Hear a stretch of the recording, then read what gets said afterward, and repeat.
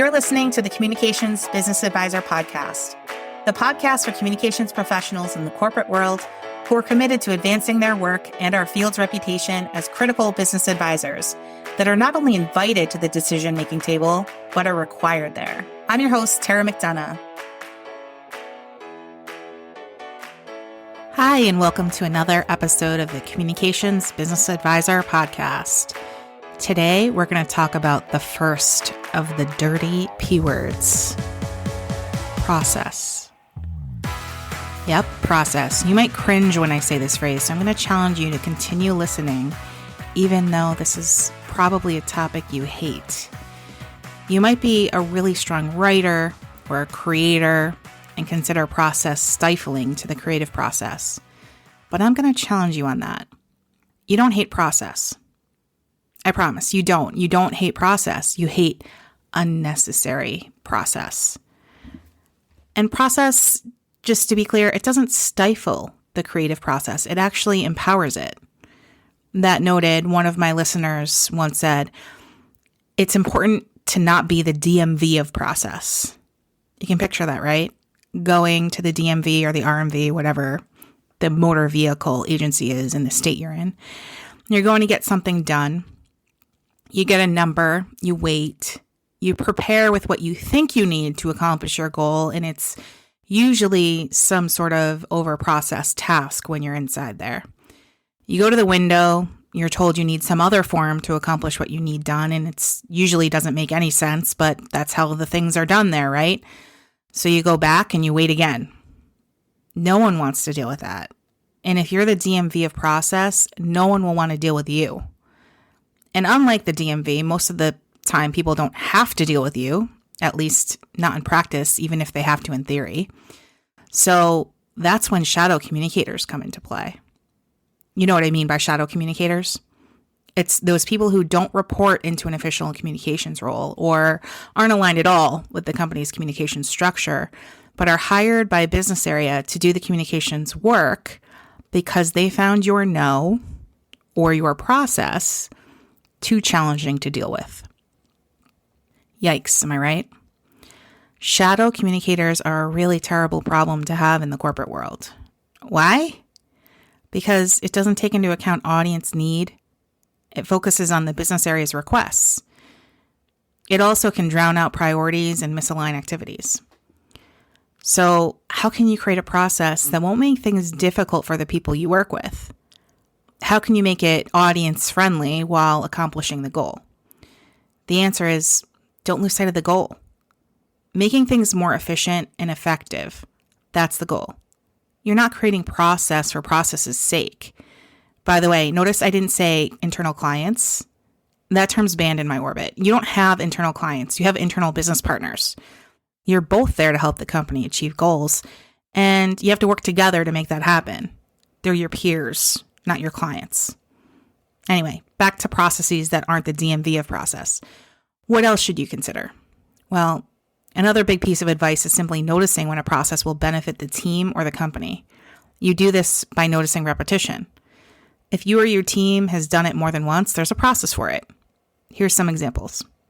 Templatized emails or responses to requests that fall outside your area of expertise. For example, do you ever get a request to add someone to an email distribution list, a Slack, or a Teams channel? There's a template process for how to handle all of those requests consistently every time. And as an aside, hopefully it involves redirection to HR or IT because you should not be managing data. Do you get requests for meetings without context for what the meeting's about? There's a consistent response you can send anytime this happens. Every time an email comes in with an ask that you've responded to before, bam, there's a hidden process there. On a broader level, your editorial process includes your calendar, evaluation of story ideas or inbound requests, and editorial meetings. All of those either have or should have a process. How about a process for gathering measurement in a consistent way? This can be consistent even for qualitative feedback. Like every event you host, you reach out to the people involved to ask what the impact was for them. And you take the same approach every single time. Do you have a consistent process for how you use the measurement you gather, like a quarterly team meeting dedicated to metrics, with honest conversations about what you're going to do differently or better? A consistent process for self-service, let's say, on certain tasks, teaching others how to do something that's a low-risk activity with little benefit for the comms team involvement. How about a playbook? That's a great approach. What about a consistent process for campaigns? Do you have a template for campaign plans? We in communications love saving our written directions on how to take a step-by-step process. But personally, I love screen videos that teach a process. Don't have time for teaching the same thing over and over? Record yourself showing it once and then save it as a resource for your current or future team members to use on an ongoing basis. This is especially good for responsibilities that someone like an intern might take over, like how to post on the intranet or in a Slack channel and how to go about it, how to go about cleaning your shared folders and similar administrative heavy tasks. Process saves you time. It makes your team more efficient and effective, and it aligns expectations and allows you to see around corners. It helps you spend time on the more strategic work because your time spent on the how to get it done is already done for you. Related to this, I want to share one careful guardrail for process. I'll do that when we come back in just a minute. The Communications Business Advisor podcast is brought to you by Raise the Tide, the program for women communications leaders and emerging leaders working in the corporate environment.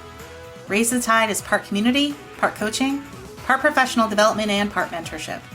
The program advances women in their careers and activates these trailblazers to advance our vision of a corporate world that not only invites communications leaders to act as critical advisors, but expects them to.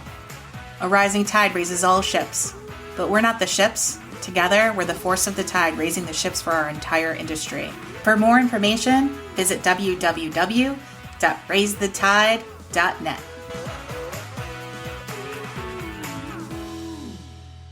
And we're back. So my next piece of advice here is be extra vigilant about review for any business partner facing processes. And here's what I mean by that. There's one big two process for communications teams that I am not a fan of. Communications request forms. Yeah, I'm not a fan. I advise against using them, and here's why. Request forms are too much like ordering from a menu. And you know how I feel about communicators being treated like waitresses. On top of that, we're used to forms in the corporate environment that are always responded to, even if it takes forever to address the issue. Like, help desk requests, anyone? I mean, new employee facility rec form. Filling out and submitting a form sets the tone that you'll respond to the request and fulfill it as a service. Except you're not a service department. You're a partner department. You're there to work with people to advance a goal, not serve them like a waitress. No shade to that profession at all. I was one in the past. It's just not what you do. I can hear the shouts of agony and frustration from all of you. It sounds something like this. But Tara, how can we handle all of these requests if we're not efficient with gathering the info we need to evaluate them? Plus, it trains people to be thoughtful with their requests. You're pro-efficiency, and this is efficient, so why can't we do it? Is it efficient though? I'm skeptical. You're left dealing with requests you may have never gotten in the first place. Random, irrelevant requests that now you need to respond to. Plus, you set that tone that you'll respond to such requests and negotiate or serve to get a result.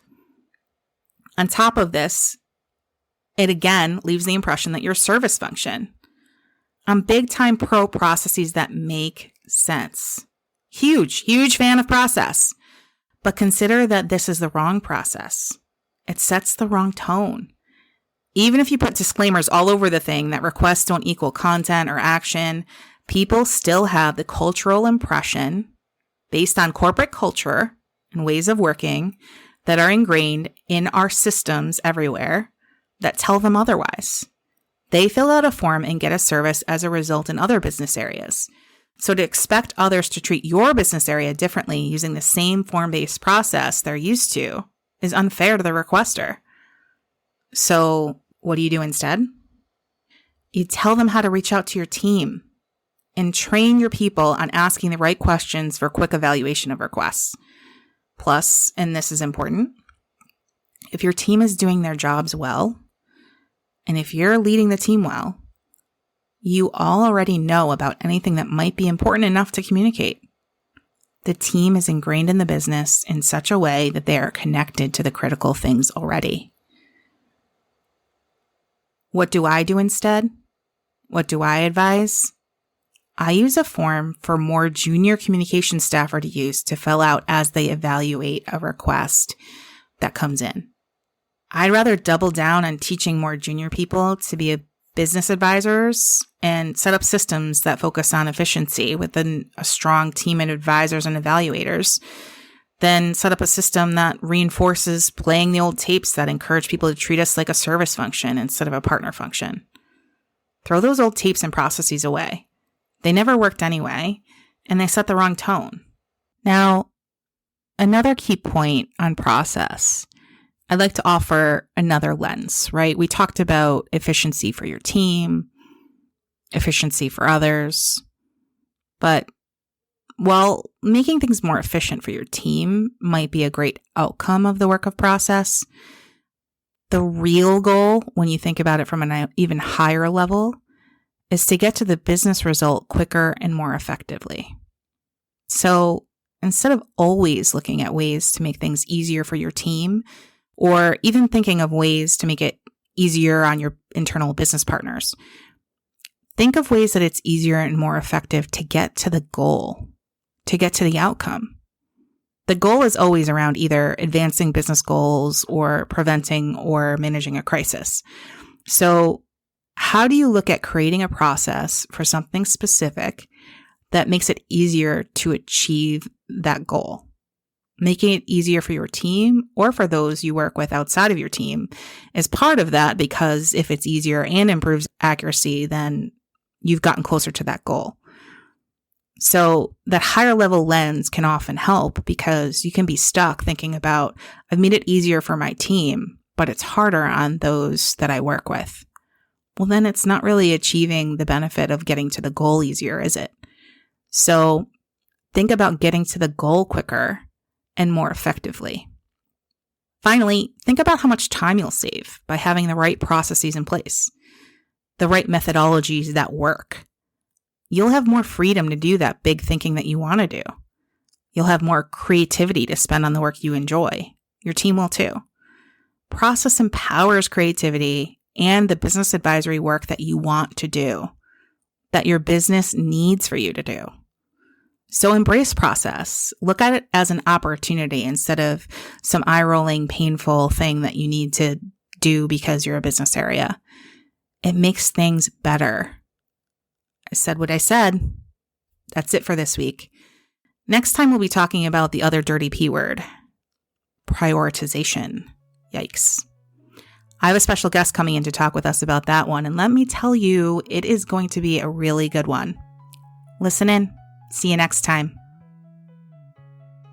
If you're interested in working with me to advance your work and your team's reputation as critical business advisors, never order takers, check out taramcdonagh.com. Thanks for listening to the Communications Business Advisor podcast. If you found this episode helpful, please leave a rating or a review.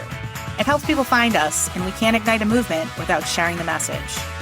See you next time, where we'll continue to do the work to elevate our field's reputation and elevate the careers of the people in it.